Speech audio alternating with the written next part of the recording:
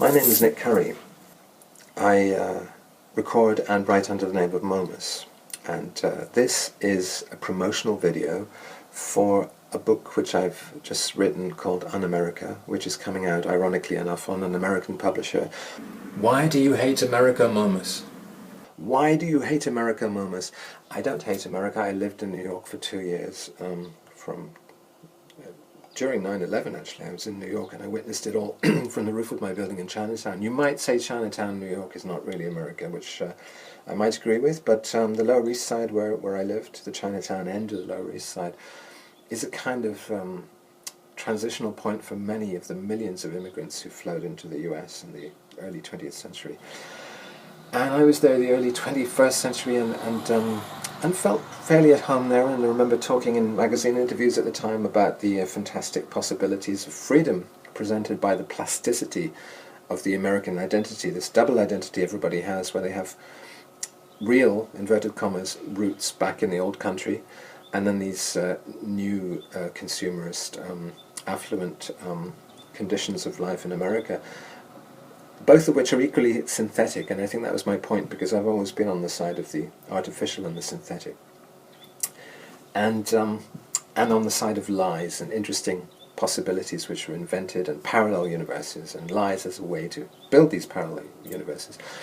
And I'm interested very much in fictions, and I came across a really interesting short narrative about a voyage undertaken by an Irish monk called Brendan in the 6th century, which became a charmingly wooden Christian didactic text called The Voyage of St. Brendan, which is, I think it's called Umar, technically, which is an Irish voyage narrative with Christian propaganda intentions.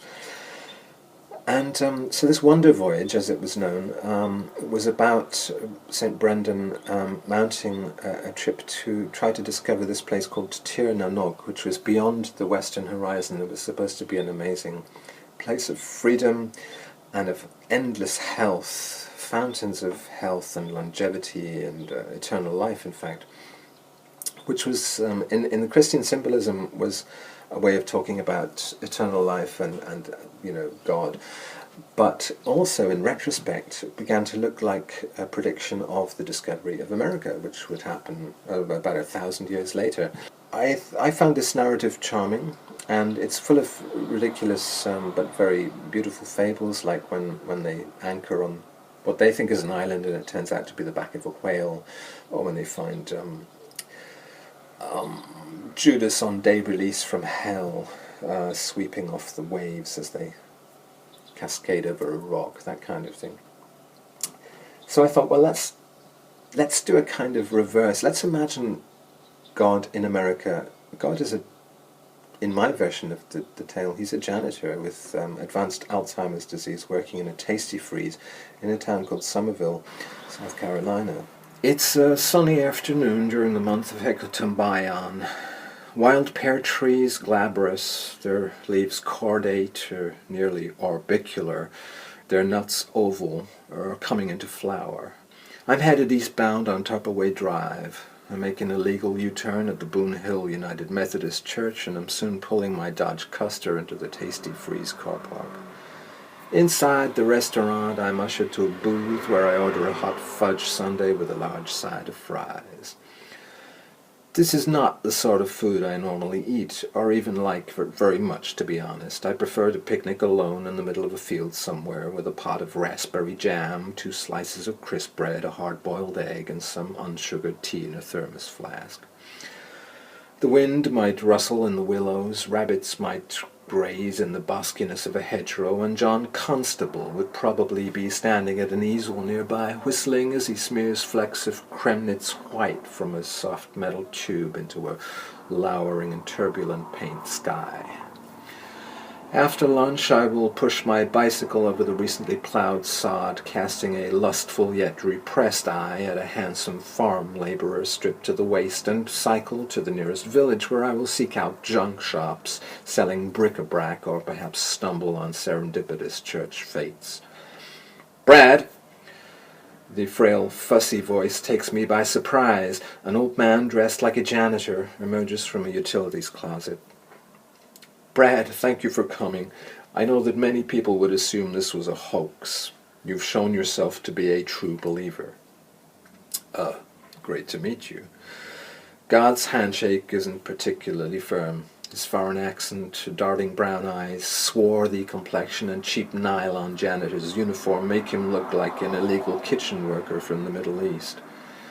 Now, Brad, says God, you're going to have to make allowances for me. I have late-onset Alzheimer's disease. I'm very sorry to hear that.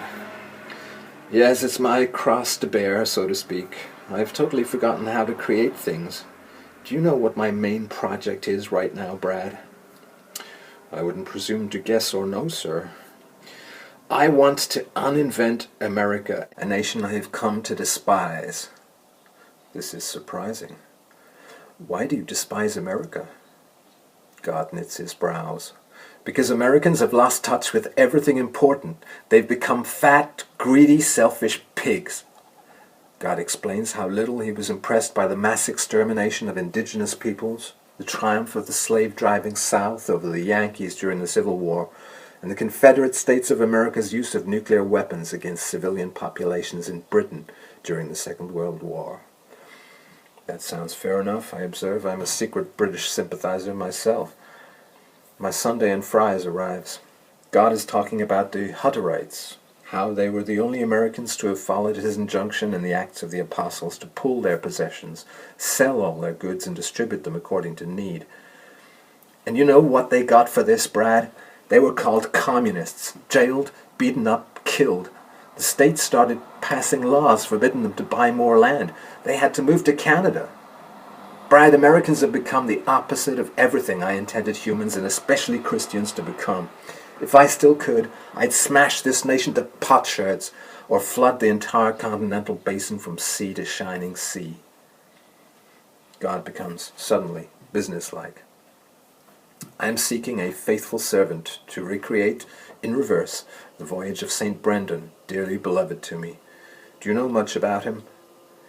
Nibbling on a French fry, I confess that I don't know anything about St. Brendan.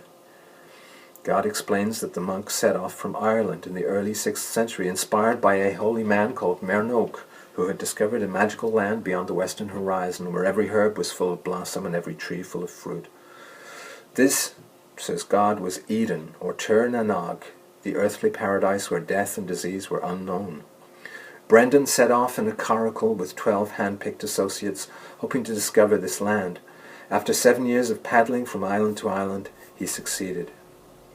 God shakes some hundreds and thousands upon the surface of my fudge sundae. Calm, epic music punctuated by the cries of seabirds fills the air. We crane over the glass and seem to be zooming in on a tiny boat crossing an ocean of whipped cream. The Irish discovered America, says God, but the earthly paradise has become an unparadise. The whole situation has to be reversed. America has to be undiscovered. People need to turn their backs on all it stands for. People need to learn about and learn from the rest of the world. Now it's the rest of the world that needs to become the shining example, the Tir Nanog, the Shangri-La, the Golden Fleece. You, Brad, and your 12 hand-picked companions must learn and teach the world how to become as un-American as possible. That is my final wish and my last command. Do you accept the challenge? What can I say?